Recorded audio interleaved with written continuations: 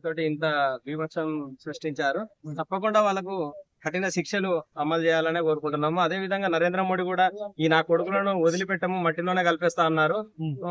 మేము చాలా స్వాగతిస్తున్నాం, చాలా హ్యాపీగా ఫీల్ అవుతున్నాం. ఎందుకంటే నరేంద్ర మోడీ గారిని ఎన్నుకున్నది ఏదో పెట్రోల్ రేట్లు పెంచుతారనో, లేదంటే పెట్రోల్ రేట్లు తగ్గిస్తారనో, గ్యాస్ రేట్లు తగ్గిస్తారనో, ఆయిల్ రేట్లు తగ్గిస్తారనో, పప్పు రేట్లు తగ్గిస్తారనో కాదు. దేశ భద్రత కోసమే నరేంద్ర మోడీ గారిని ఎన్నుకోవడం జరిగింది. ఎందుకంటే కాంగ్రెస్ ప్రభుత్వం చూసినట్టయితే అది పూర్తి కాంగ్రెస్ అంటే వాళ్ళు ఉన్నప్పుడల్లా, కాంగ్రెస్ పార్టీ ఉన్నప్పుడల్లా అధికారంలో మనం చూసినట్టయితే గతంలో గానీ లుంబిని పార్క్ లో దాడులు గానీ, లేదంటే దిల్సుఖ్ నగర్ లో బాంబు పేలుళ్లు గానీ, ముంబైలో ఇప్పుడు దాడులు జరగడం గానీ అనేక బాంబు పేలుళ్లు. అందుకనే నరేంద్ర మోడీ గారిని ఏర్పడి దేశం కోసం ఎన్నుకోవడం జరిగింది. సో అదే విధంగా నరేంద్ర మోడీ గారు కూడా పనిచేస్తున్నారు. ఎందుకంటే మనం చూసినట్టయితే ఇప్పుడు ఈ గడిచిన 2-3 రోజుల నుండి కూడా నరేంద్ర మోడీ గారు దగ్గరుండి భద్రత రక్షణ చర్యలను కూడా దగ్గరుండి సమీక్షిస్తున్నారు. సో చాలా హ్యాపీగా ఉంటున్నాం. అలా ఇప్పుడు అక్కడ జరిగిన దాడిలో ముఖ్యంగా పురుషుల్ని టార్గెట్ చేసి వాళ్ళని చంపేయడం కావచ్చు, ఒక కూతురు ముందు తండ్రిని, భార్య ముందు భర్తని, అసలు దీనికి అంతటి కారణం ఏంటనుకో? ఉగ్రవాదులకు ఒకటే అండి, హిందువులను వాళ్ళని ఎట్లయినా మొత్తం ఈ దేశం అంతా పాకిస్తాన్ గా మార్చాలనేది ఒక ఉగ్రవాదుల కుట్ర. సో అదే విధంగా ఏంటంటే జమ్మూ కాశ్మీర్ లో టూరిజాన్ని దెబ్బతీయాలి, అదే విధంగా మన భారతదేశంలో శాంతి భద్రతలు లేకుండా చేయాలనేది వాళ్ళ ఒక ముఖ్య ఉద్దేశం అండి.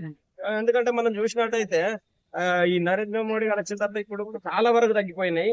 అయినా కూడా ఇంకా ఇలాంటి వాళ్ళు ఇంకా విచ్చలవిడిగా ప్రవర్తిస్తున్నారు.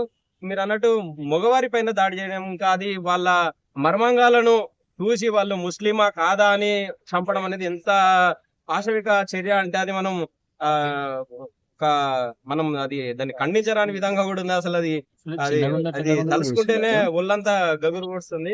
ఇప్పుడు ఈ ఇష్యూ మీద ఎంత మంది వాయిస్ రేజ్ చేసినప్పటికీ AP deputy CM Pawan Kalyan గారు మాట్లాడిన మాటలు అందరినీ ఆలోచింపజేస్తున్నాయి. ఎట్లా అంటే దాడికి ప్రతి దాడి, తలకు తల రక్తానికి రక్తం అనే విధంగా కొన్ని కామెంట్ చేశారు. సో దీన్ని మీరు ఏ విధంగా సమర్థిస్తారు? తప్పకుండా అండి, అదే నరేంద్ర మోడీ గారు కూడా అదే చెప్పారు, ఈ నా కొడుకులను మట్టిలోనే కలిపేస్తామన్నారు. సో ఏదేమైనప్పటికీ మొత్తం భారతదేశం కూడా కోరుకుంటుంది ఆ 7 మందిని మట్టిలో కలిపేసే వరకు ప్రశాంతంగా అనేది ఇండియా అనేది ఉండదండి.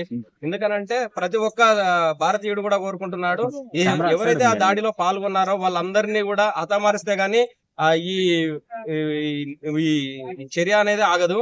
అందుకే ఇప్పుడు పవన్ కళ్యాణ్ గారు కూడా ఈ రోజు కాదు, సనాతన ధర్మం గురించి అతను ఇండియా గురించి ప్రతి ఒక్క చోట కూడా అతను చెప్తూనే వస్తున్నాడు. కేవలం ఆంధ్రప్రదేశ్ వరకే కాదు, ఇండియా బాగుండాలంటే నరేంద్ర మోడీ సహకారం ఉండాలి. అందుకే నరేంద్ర మోడీ గారికి పదే పవన్ కళ్యాణ్ గారు సపోర్ట్ చేయడం జరుగుతుంది. సో ఏదేమైనప్పటికీ వీళ్ళను చంపేస్తేనే మనకు ఈ చర్యలు అనేటివి కూడా ఇంకా చాలా వరకు తగ్గుముఖం పడతాయి. ఇలాంటి చర్యలు చేపట్టాలనుకున్నా కూడా వాళ్ళందరికీ వెన్నులో వణుకు పుడుతుంది. ఎందుకంటే ఇప్పుడు ఒక పవన్ కళ్యాణ్ గారు అండి, చాలా మంది క్రిస్టియన్ నాయకులు కూడా ఇప్పటి వరకు ఇంకా సపోర్ట్ చేయడం లేదు. ఇండియా అంటే హిందూ, ముస్లిం, క్రిస్టియన్స్ అని చెప్తారు. ఇంకా వరకు కూడా క్రిస్టియన్ నాయకులు కూడా సపోర్ట్ చేయాల్సిన అవసరం ఉంది, ముందుకు రావాల్సిన అవసరం కూడా ఉంది.